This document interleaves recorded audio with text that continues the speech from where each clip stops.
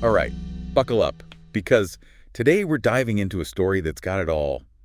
Family drama, kind that spans generations, questionable morals, and even a little divine intervention thrown in for good measure. It's one of those stories that just grabs you. We're talking about Jacob, his uncle Laban, and Laban's daughters, Rachel and Leah. Oh, yeah, this is a classic. Talk about a tangled family tree. Right. Even though it happened thousands of years ago, this story from the book of Genesis is like looking in a mirror. It's about ambition, loyalty, betrayal. It's about what happens when those things get all tangled up in family ties. It's complicated stuff, but it's real. So let's set the scene. We find Jacob working for his uncle Laban. He's been there for 20 years. He's married to both Rachel and Leah. Right, both. Oh yeah, it's a whole thing. We'll get into it. Okay, so 2 wives, 20 years. This is already juicy. And on top of all that, he's built up quite a flock of his own. Things are about to get messy. Okay, I'm hooked. Genesis 31.12 really sets the stage here. Basically, Laban's sons are whispering behind Jacob's back, saying he's gotten rich at their father's expense.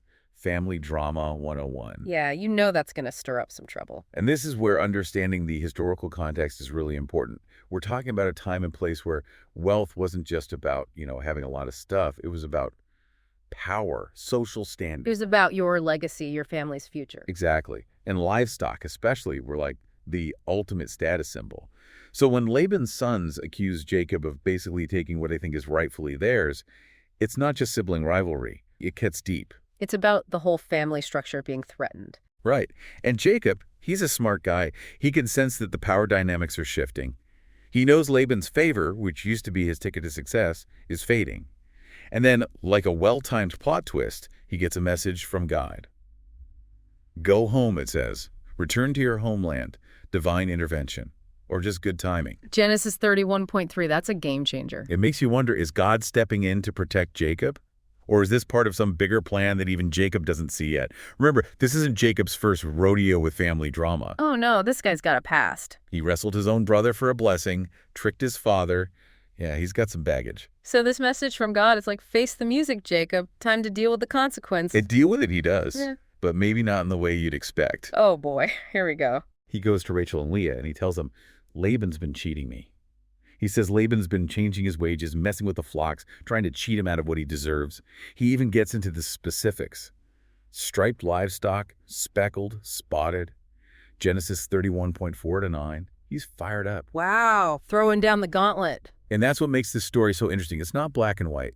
Is Jacob being totally honest here? Was Laban really trying to pull a fast one? Or, and here's a thought, is Jacob, being the shrewd guy he is, maybe using his knowledge of, how animals breed to his advantage? Some people even say those weird breeding patterns, that's God's favor, God's blessing Jacob's flocks directly. It's an age-old debate. It really is. So we've got Jacob saying he's being cheated, Rachel and Leah stuck in the middle. And the big question mark, is God pulling the strings behind the scenes? It's like a family drama on a cosmic scale. I'm invested. Tell me more. And just when you think things can't get any weirder, Jacob has this vivid dream. Genesis 31.13. An angel appears, the angel of God. And get this, the angel basically confirms everything Jacob's been saying about Laban, gives him the okay to leave. Whoa, talk about divine validation. And it's not just any angel, it's the God of Bethel.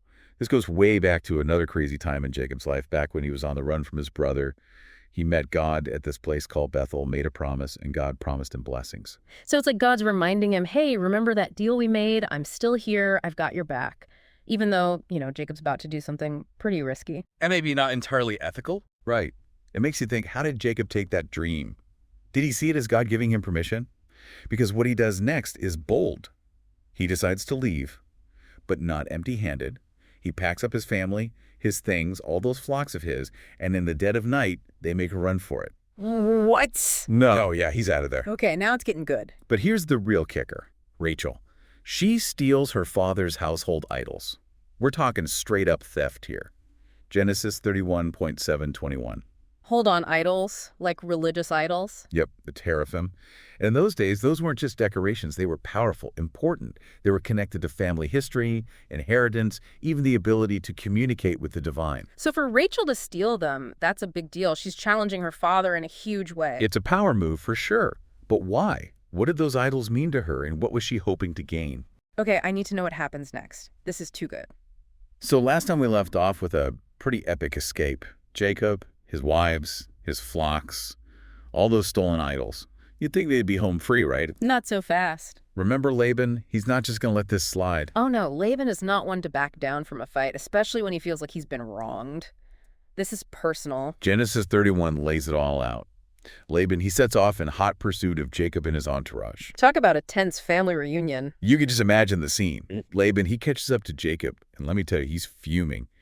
He accuses Jacob of stealing not just his daughters, but his gods too. Stealing his daughters, that's a powerful image. It really highlights the societal norms of the time. Laban's daughters, they were considered his property. To Laban, this was a theft, a violation. And the gods, well, that adds a whole other layer of offense. Remember, we're talking about a time when those household idols were incredibly significant. They were thought to hold real power. Right, they were tied to family lineage, inheritance. Stealing those wasn't just about the idols themselves. It was a direct attack on Laban's authority. It was like saying, you have no power over us, not even your gods can protect you. It's a bold move on Jacob's part, or should I say Rachel's part. But let's not forget, Jacob's playing his own game too. He counters Laban's accusations. He says he was afraid for his safety. Oh, really? Afraid of Laban? That's what he claims. Says he had to leave in a hurry. Subgenient, right. And then, get this, he challenges Laban to search for the idols. Like, go ahead, find him if you can. Wow. He's either incredibly confident that Rachel hid them well, or he's got a serious poker face. Well, Rachel, she plays her part perfectly. When Laban approaches her tent, ready to search for those stolen goods, she comes up with a clever excuse. She says she can't get up. She's, indisposed. Classic Rachel, thinking on her feet. It's a moment that really reveals her character. She's in a tough spot. She's caught between her father and her husband, and she uses what she has to protect herself. You can't blame her for being resourceful. Exactly. But all this back and forth, it's not enough for Jacob. He's not content with just evading Laban's accusations. He wants to clear his name, or at least that's how he sees it. What does he do? He goes off on Laban. And, he lets him have it. He reminds Laban of all the years he's served him, the hardships he's endured. Genesis 31.36042, it's a speech. A dramatic monologue for the ages. He paints himself as the victim, the one who's been wronged, cheated, mistreated. It's a bold strategy. He's trying to turn the tables completely. He's playing to a higher court, too. He calls on God as his witness. He says, God has seen my suffering. God knows I'm telling the truth. That's a risky move, invoking the divine in a family feud. It is, but it seems to work. Because here's the thing, Laban, he's not a fool. He can see that this isn't going to end well for him. He's not going to win this argument. So what does he do? He does what any reasonable person would do in this situation. He suggests they make a covenant, a pact, a binding agreement. A truce, basically. Exactly. It's like, okay, this isn't working. Let's just agree to disagree and move on. Sounds good to me. And that's what they do. They literally gather up a bunch of stones, make a big pile as a symbol of their agreement. A reminder that they need to stay on their own sides of the metaphorical fence. A primitive peace treaty. I like it. It's pretty effective. They make this covenant, they share a meal, and then finally they go their separate ways. You'd think that would be the end of it. You'd think so, wouldn't you? But this is a story about family. And with family, well, things are never that simple. So there they are, Jacob and Laban, their little peace treaty all set in stone. You'd think that after all that, drama, they'd be anxious to just hightail it out of there. Right. Cut their losses and move on. But it's not like that. The text gives us this, almost tender moment between them. Really? After all that? It's Genesis 31.4955. Laban, he says to Jacob, may the Lord keep watch between you and me when we are away from each other.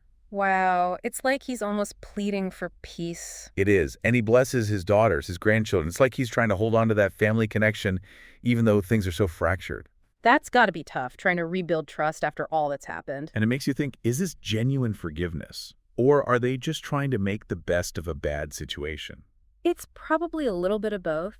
And that's the thing about family, right? It's complicated. So much baggage. So many layers. You can try to bury the past, make agreements, but those memories, those hurts, they have a way of sticking around. It's a good reminder that forgiveness, it's not a one-time thing. It's a journey. And sometimes the best you can hope for is to find a way to coexist, even if things aren't perfect. Even if there are still, Some stones left unturned. Exactly. And what's fascinating is that even though this story took place thousands of years ago, it still resonates with us today. It's timeless. We've all experienced those family tensions, those power struggles, those moments where loyalty is tested. The question is, what do we do with those experiences? How do we move forward? That's the challenge, isn't it? Finding peace, finding forgiveness, finding a way to build something new and hopeful, even when the past is messy. Something to think about. It is. And on that note, we're going to wrap up this deep dive into the very messy, very human story of Jacob, Rachel, and Laban. Thanks for joining us. Until next time, keep exploring, keep asking questions, and keep seeking those deeper truths that connect us all.